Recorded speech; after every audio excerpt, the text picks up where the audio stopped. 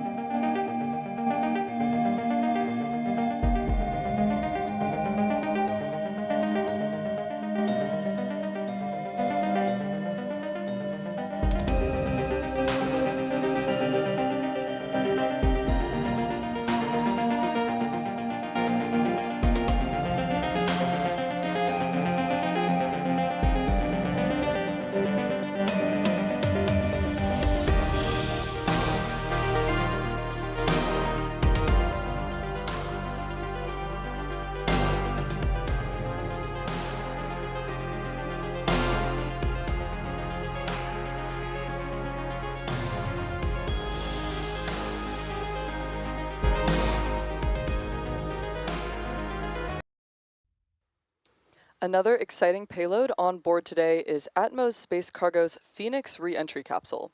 During this mission, Atmos is looking to become the first non-governmental European entity to attempt re-entry from space. And another notable first for this mission, when Phoenix separates from Falcon 9's second stage, it will be SpaceX's first time deploying a spacecraft after a second stage deorbit burn. Here's a little bit more from our customer on the Phoenix reentry capsule.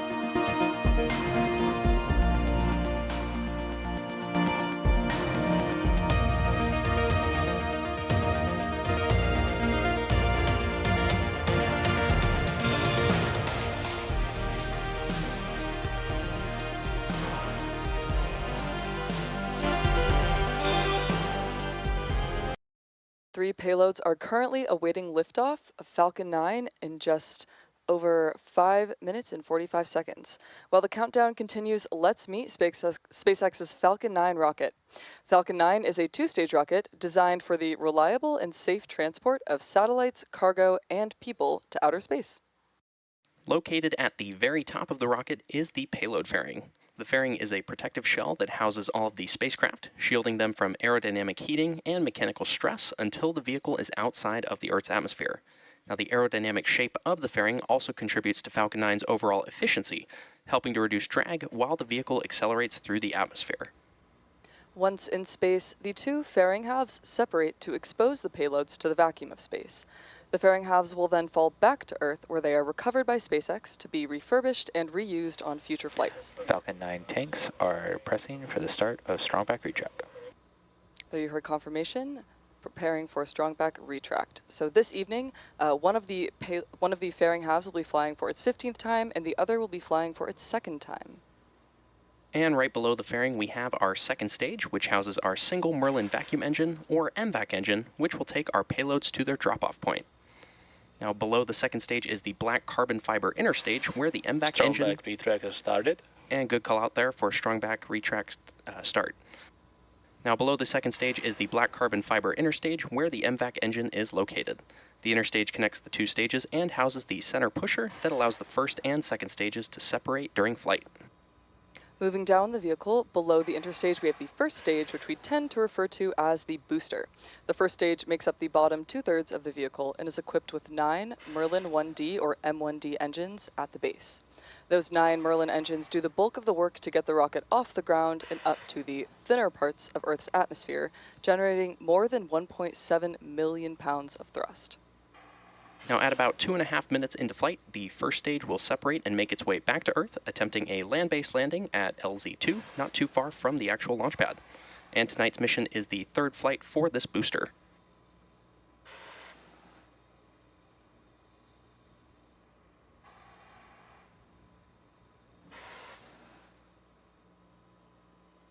And if successful, this landing will mark SpaceX's 435th landing of an orbital-class rocket.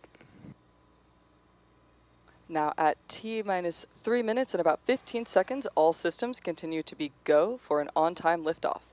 At liftoff, the transporter erector, or TE, will retract away from the vehicle to clear the way for Falcon 9's ascent, which you have seen some great views of on screen. Now, at this point in the countdown, both the first and second stages are nearly fully loaded with 1 million pounds of kerosene fuel and liquid oxygen. Falcon 9 uses two propellants, a refined form of kerosene called RP1, or Rocket Propellant 1, as a fuel, and LOX, or liquid oxygen, as an oxidizer.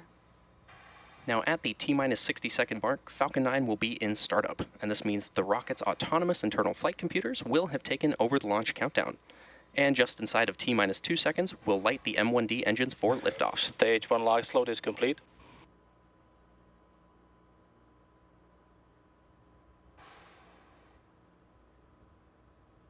Now, the Bandwagon-3 payloads continue to be healthy, and at this time, the Falcon 9 team is tracking no issues on the rocket. Currently, weather is green and range is ready to support a T0 of 8:48 p.m. Eastern Time. Now, if Stage 2 LOX load is complete. And good call out there for Stage 2 LOX loading completion. Now, if for some reason we do not launch today, we do have a backup opportunity tomorrow at 8:26 p.m. Eastern Time. And as we enter the last 2 minutes of the countdown, let's listen in for the callouts.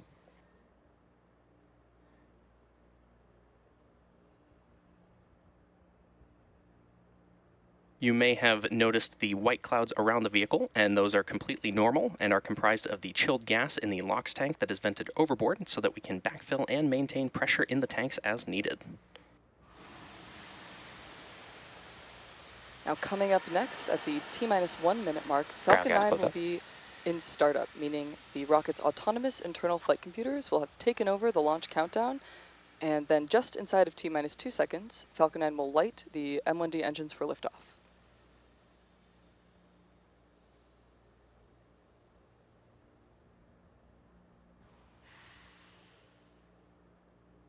Falcon 9 is in startup. Now, with that confirmation, and next up, the launch director will give their final poll for launch, so let's listen in.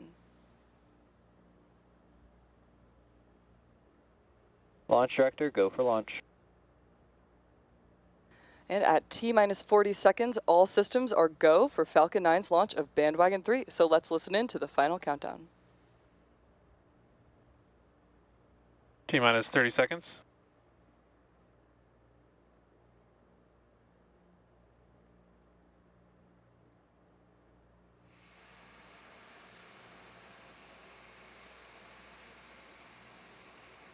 T-minus 15 seconds.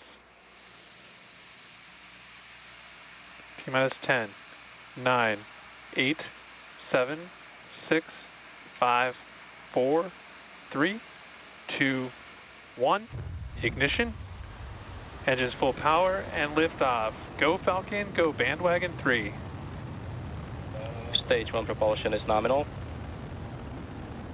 Vehicle is pitching downrange.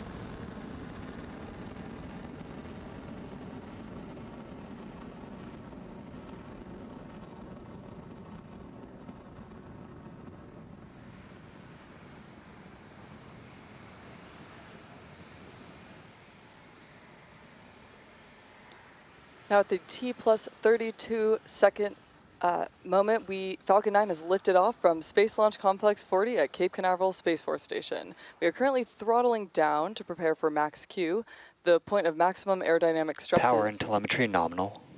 On the vehicle, good call out there for power and telem nominal. You can monitor the vehicle's telemetry in the lower left-hand corner of your screen. Vehicle is supersonic.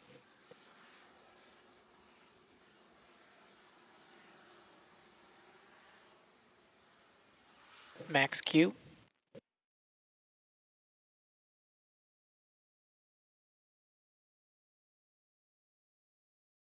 And there we heard that call out for max Q. Now coming up shortly, we're going to have several events happening in quick succession. First is MECO, or main... MVAC chill.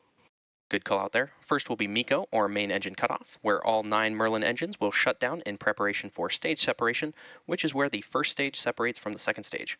Following this, the Falcon 9 first stage will then perform a flip maneuver concurrently with the MVAC engine on the second stage starting up. Then we'll see the start of the boost back burn on the Falcon 9 first stage, followed by fairing separation. So keep an eye out for all of these events happening in about 30 seconds from now.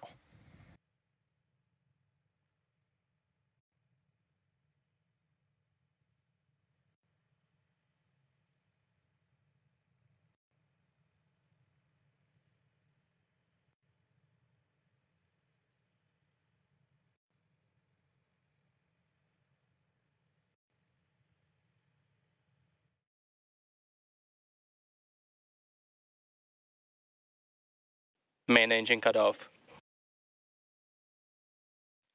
Stage separation confirmed.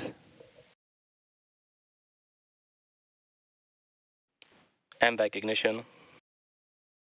Stage 1 boost back startup.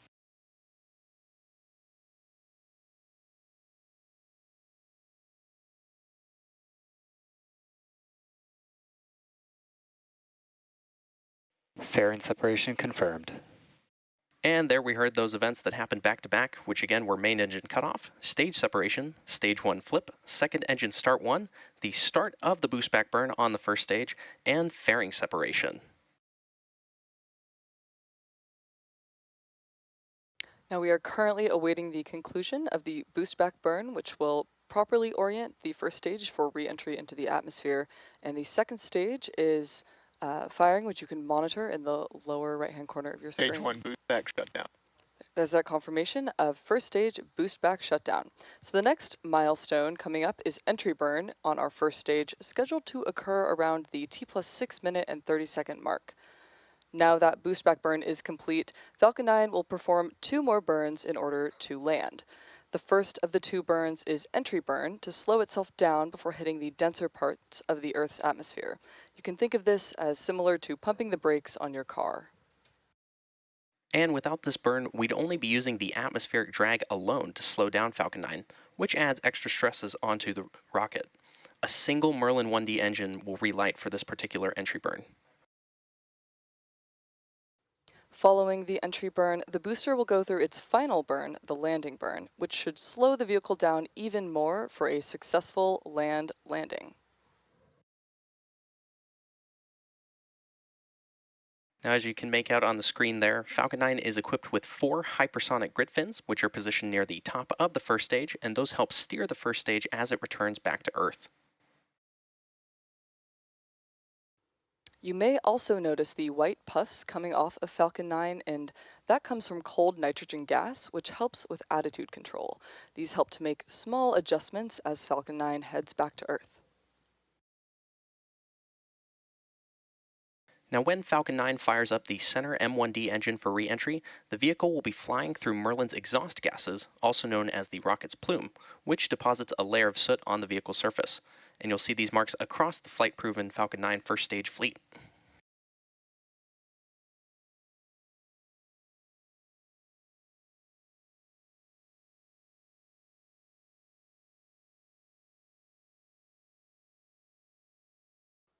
Now the M1D engines on the first stage and the MVAC engine on Falcon 9's second stage are each optimized to perform in their unique operating environments. An M1D engine generates approximately 190,000 pounds of thrust compared to the MVAC engine, which can generate a little bit over 220,000 pounds. The MVAC nozzle extension, which you've seen in the views this evening, is also significantly taller with a larger diameter compared to the M1D engine for optimal performance in a vacuum environment. Now, coming up in about 30 seconds from now, we should be hearing that call out for the Falcon 9 first stage entry burn. As a reminder, this booster will be performing this burn for its 3rd time this evening. Stage 2 FTS has saved. And good call out there. This booster previously supported the O3B Empower E mission and the NASA Crew 10 mission.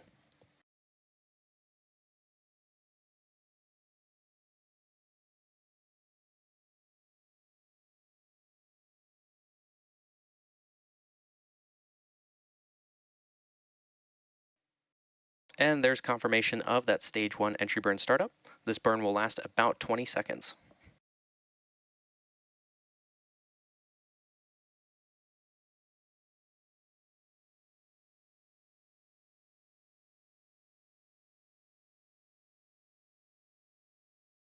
Stage 1 entry burn shutdown. And that concludes our entry burn. So the first stage has 1 more burn left to prep for landing. As mentioned earlier, we will be attempting to recover this booster, targeting a landing at landing zone 2, which is not far from our launch pad. Now, the Falcon 9 first stage is equipped with 4 landing legs, which are made of a carbon fiber with aluminum honeycomb mesh, and these are placed symmetrically around the base of the rocket and will deploy just prior to touchdown of the booster. Now you may notice the number 3 in today's mission name, indicating that this mission is our Stage 1 FTS has safed. This mission is our third dedicated rideshare mission to a mid-inclination orbit. Rideshare significantly increases access to space for small satellite operators around the world. Stage 1 landing burn. Now this is the beginning of Falcon 9's final burn, the landing burn.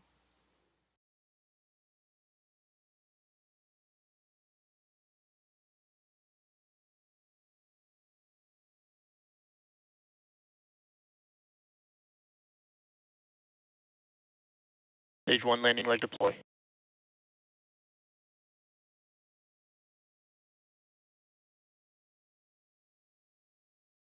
Stage 1 landing confirmed. And there we have it, another successful first stage landing at Landing Zone 2, making the third landing for this specific booster in SpaceX's 435th landing of an orbital class rocket. Now, as that booster descended, you may have also seen the booster that previously supported our CRS-32 mission last night. And with confirmation of booster landing, we'll be bringing today's webcast to a close. For those interested in learning more about today's payloads and deployments, head over to our customers' websites for more information. To stay up to date with all of our missions, check out spacex.com/launches for schedules.